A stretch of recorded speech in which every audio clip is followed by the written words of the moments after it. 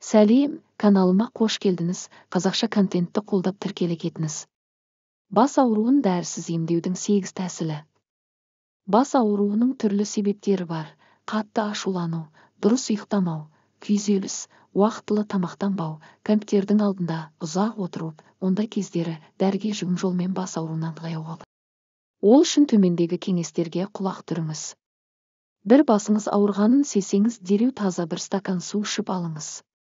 2 басқа, мойынға, құлақтың сырғалығына массаж жасаңыз. 3 лимон немесе бал қосылған жылы су ішіңіз. 4 жалбыз қосылған көк шай ішіңіз. 5 зімбір, имбир. Зімбірден дайындалған шайды күніне 3-4 рет ішсеңіз, бас ауруынан мүлде арыла аласыз. 6 таңертең басыңыздың ауырғанын сезінсеңіз, бір алма жеп алыңыз.